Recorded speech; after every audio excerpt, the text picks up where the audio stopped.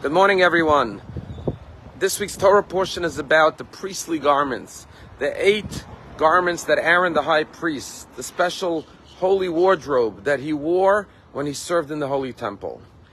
And one of the most interesting features on the 8 garments was the me'il. The me'il was the long robe that Aaron the high priest wore. And on the bottom, the Torah describes how there were bells and pomegranates.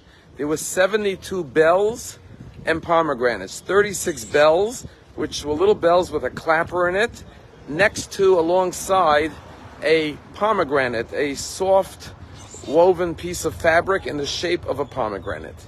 And our rabbis give us many insights into the meaning of these bells and pomegranates. And I would like to just share 3. The first one is the Torah says that when the high priest enters into the holies, his sound should be heard. When he walked, the bells jingled, and his sound was heard. And our rabbis say we learn an important lesson here, that a person should never walk into a room without knocking first. Even the high priest had to announce his entrance with the ringing bells. A second lesson our rabbis teach us is that, there's an old adage that says, why did God give us 2 ears and 1 mouth? Because we should listen twice as much as we talk. When the Torah describes the bells, the Torah says each bell was between 2 pomegranates. The bells made noise, the pomegranates were silent. And therefore the Torah is teaching us is that we should remain silent twice as much as we speak. When a child starts speaking, everyone applauds and encourages the child to continue talking. But we also have to know how to learn when to remain silent. As King Solomon says, there's a time to talk and a time to be silent. And finally, the third reason why the pomegranates and the bells were alongside each other. Our rabbis tell us that every Jew is filled with mitzvot like the seeds of a pomegranate. That's why we eat pomegranates on Rosh Hashanah, to symbolize the merits that we have within ourselves, the good deeds that we all have. Like the 613 mitzvot, a pomegranate has 613 seeds. And therefore, the Torah is telling us is that when the high priest goes into the Holy of Holies and to do the worship of the service in the Mishkan and the tabernacle, he has to represent all Jews. Not just the Jews who are like the bells, who are expressive of their Judaism through prayer and Torah study, and outward expression of Judaism. But even those who on the outside are silent, maybe they can't even pray, they don't study Torah, but inwardly they possess a Jewish soul, and they are as Jewish as the Jew who is fervent of his Judaism. They also have many, many good deeds, like the seeds of a pomegranate. And that's why there's pomegranates and bells alongside each other to represent all of the Jewish people when the Kohen prays on behalf of the Jewish nation. We had a guest speaker in our shul just a few weeks ago. His name was Harry Rothenberg, and he told a story that he has a neighbor in New Jersey where he lives, a couple that bought an apartment in Jerusalem and decided to live a half a year in Jerusalem. When she went to Jerusalem, she went to find a new manicurist, and she got to know her manicurist, and her manicurist was a woman who was a secular Israeli woman with 3 children. And unfortunately, she had gotten divorced, and her life was very difficult. And she was telling her how the kids are having a hard time with the divorce.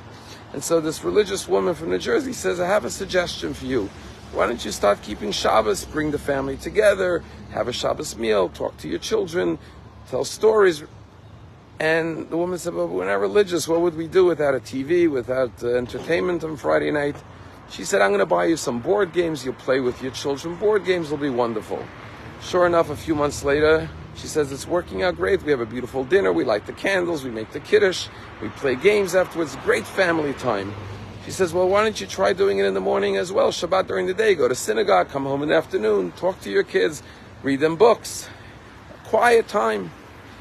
The woman said, I'll be bored. He said, I'll buy you more board games, which she did. And suddenly this woman wasn't observant, but started keeping Shabbat.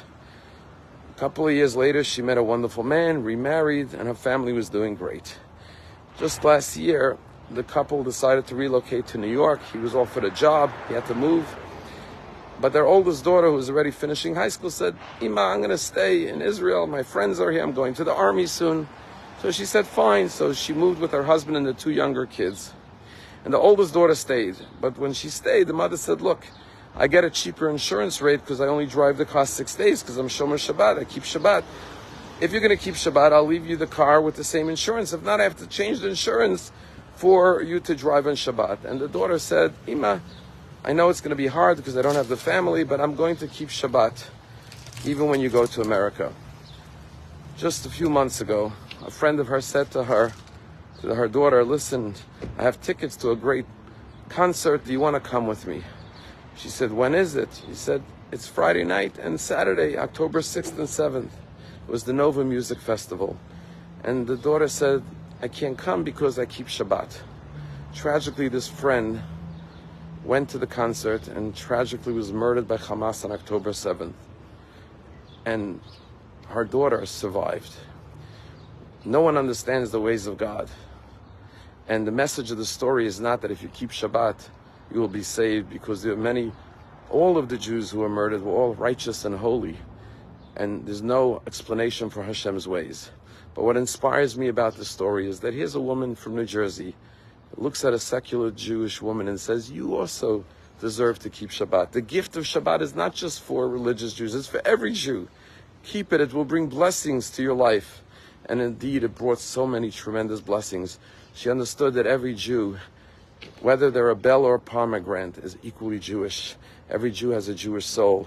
We have to stand side by side like the bells and the pomegranates on the hem of the high priest, because we are all one nation. Have a wonderful day.